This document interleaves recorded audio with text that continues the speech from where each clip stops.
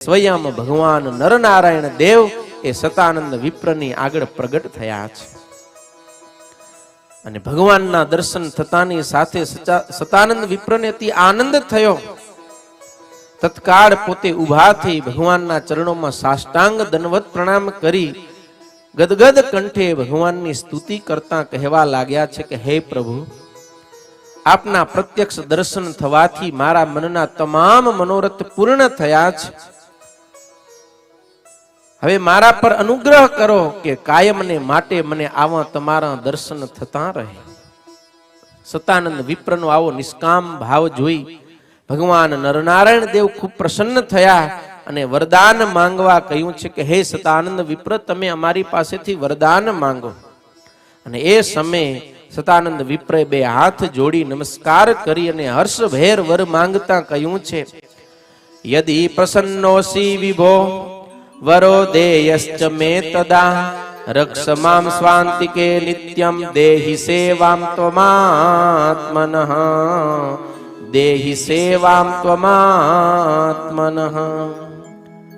સતાનંદ વિપ્ર કહે કે હે ભગવાન, તમે ખરેખર મારા ઉપર પ્રસન્ન થઈને મને વરદાન માંગવાનો કહેતા હો તો હું એ વરદાન માંગુ છું કે મને નિત્ય નિરંતર તમારી સેવામાં તમારી પાસે રાખો.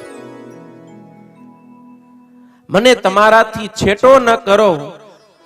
હું જે કંઈ ભણ્યો છું એ તમારી સમીપે રહી તમારા ગુણગાન ગાઈ અને હું મારી વાણીને સફળ કરું, તમારી સેવા કરું, તમારા સંતો ભક્તોની સેવા કરું, એવું તમે મને વરદાન આપો. અને ભગવાન આ વરદાનથી ખૂબ રાજી થયા. ભગવાન જ્યારે રાજી થાય, સંત રાજી થાય, ત્યારે આપણે કેવું માંગવું ને એ આપણને આ સત્સંગી જીવન ગ્રંથ શીખવાડે છે. ભગવાન પાસે જ્યારે આપણે નિષ્કામ ભાવથી માત્ર દર્શન કે સેવાની યાચના કરીએ ને તો ભગવાન તો અનંત કોટી બ્રહ્માંડનો માલિક છે. આપણે જે જોઈતું હશે ને વગર માંગે આપી દેશે. પણ આપણે આપણી કામનાઓથી કંઈક માંગશું ને તો એટલું આપીને જ ભગવાન પછી છૂટી જશે. માટે સંતો આપણને કાયમ શીખવે કે ભગવાનની પાસે આપણે શું માંગણી કરવી જોઈએ. સદગુરુ પ્રેમાનંદ સ્વામી અદ્ભુત પદની રચના કરી અને ભગવાનની પાસે કેવી માંગણી કરવી શીખવે છે. અરે ધર્મા કુંવર શ્રી કૃષ્ણજી તમે ભક્તપતિ ભગવાન એ વર માગો છો. ધર્મા કુંવર શ્રી કૃષ્ણજી તમે ભક્તપતિ ભગવાન એ વર માગો છો. દયાનિધિ તમે દાસને નિત્ય આપો છો એ દાન એ વર માગો છો. દયાનિધિ તમે દાસને નિત્ય આપો છો એ દાન એ વર માગો છો. ધર્મા કુંવર શ્રી કૃષ્ણજી તમે ભક્તપતિ ભગવાન એ વર માગો છો.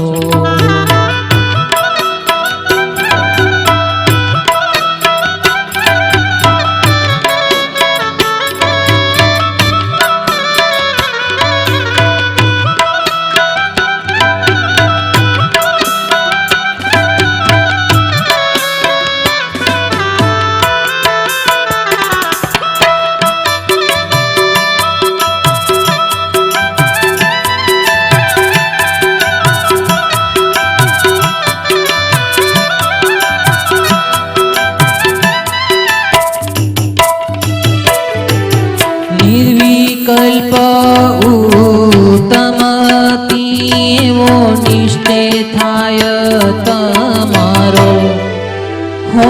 નિર્વિકલ્પ ઉત્તમતી એવો નિશ્ચય થાય તમારો એ વર માગો છો. અલગ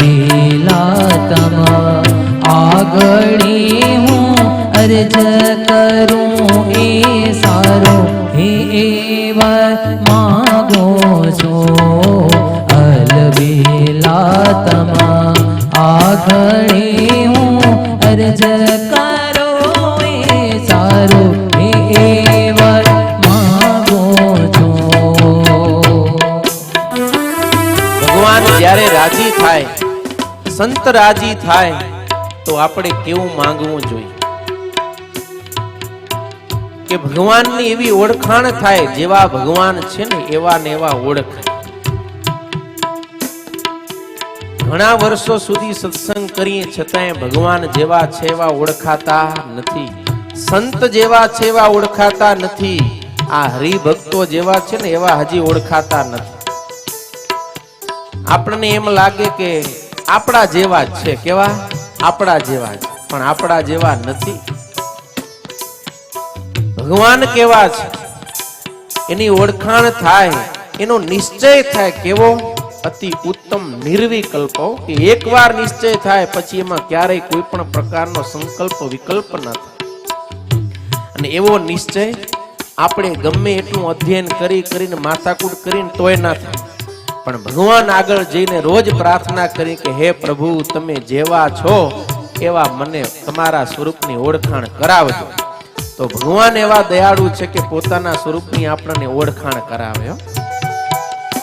એટલે ભગવાનની આગળ દરરોજ અરજ આ કરવી કે અમને તમારા સ્વરૂપનો યથાર્થ નિશ્ચય થાય, તમારા સંતોની ઓળખાણ થાય, તમારા ભક્તનો પરિચય થાય, ઓળખાણ થાય. અને સંતોનો ભક્તોનો જ્યારે પરિચય થાય, એની સાચી ઓળખાણ થાય, તો પછી આપણે ક્યારે ભગવાનના સંત ભક્તનો દ્રોહ કરીએ નહીં, નહીતર તો પછી દ્રોહ થતો રહ્યો. હા, એટલે ભગવાન પાસે કાયમી ભગવાનના સંત ભક્તનો દ્રોહ ન થાય એવી પણ માંગણી કરવી. તમારા કોઈ ભક્તનો મોર દ્રોહ ક્યારે નવ થાય, હે તમારા કોઈ ભક્તનો મોર દ્રોહ ક્યારે નવ થાય, હે માગો છો સંગ એકાંતિક ભક્તનો મને નિત્ય આપો મુનિરાય, હે સંગ એકાંતિક ભક્તનો મને નિત્ય આપો મુનિરાય, હે માગો છો ધર્મ કુંવર હરિ કૃષ્ણજી તમે ભક્તપતિ ભગવાન એવ માગો છો.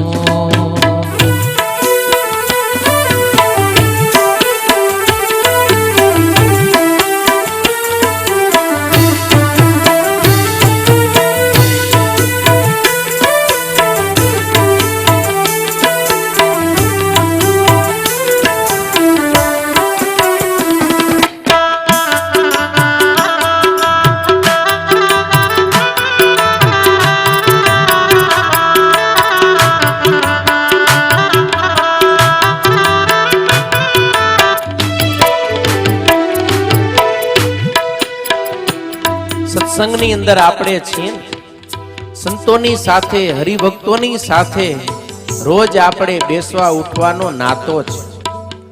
સંતોની ક્રિયા જોતા હોય, હરિભક્તોની ક્રિયા જોતા હોય, સાંખ્યોગી માતાઓની ક્રિયા જોતા હોય, આપણને એનો ખરેખરો નિશ્ચય નથી, ઓળખાણ નથી ને કે કોણ છે, તો એના અમુક આચરણ જોઈને આપણને અભાવ આવી જાય, અવગુણ આવી જાય. અરે ક્યારેક ક્યારેક તો આપણે દ્રોહ કરી બેસી.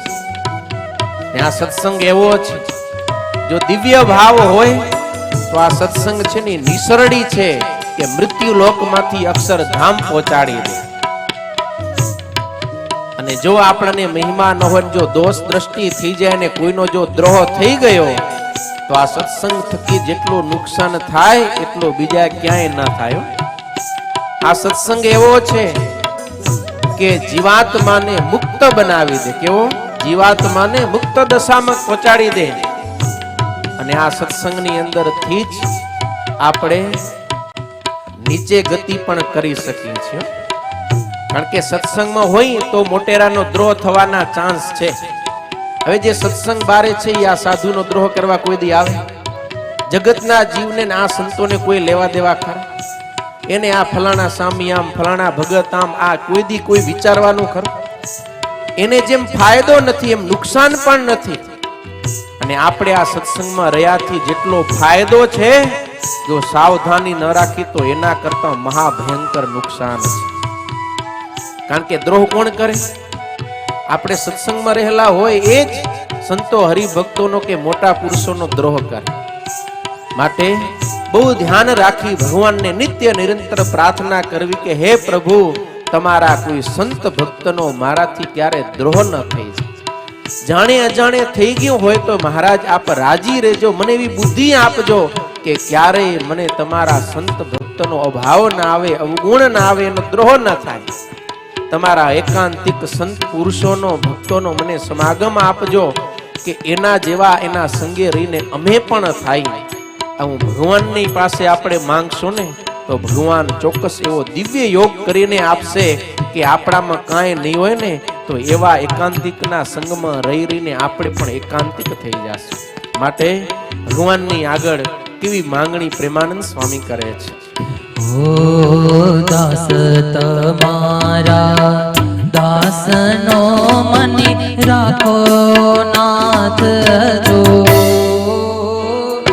દાસ તમારા દાસનો મને રાખો નાથ જો, માગો છો પ્રેમાનંદની વિનંતી રે, પ્રેમાનંદની વિનંતી સાંભળજો શ્યામ જરૂર, હે વર માગો છો પ્રેમાનંદની વિનંતી સાંભળજો શ્યામ જરૂર, હે વર માગો છો ધર્મ કુંવર શ્રી કૃષ્ણજી તમે ભક્તપતિ ભગવાન, હે વર માગો છો, હે વર માગો છો, હે વર માગો છો. સુરત મુનિ કહે કે હે પ્રતાપસિંહ રાજન, સતાનંદ વિપ્રએ ભગવાન નરનારાયણ દેવની આગળ કોઈ આલોકના સુખ વૈભવની માંગણી ન કરી, પરંતુ સેવાની માંગણી કરી છે.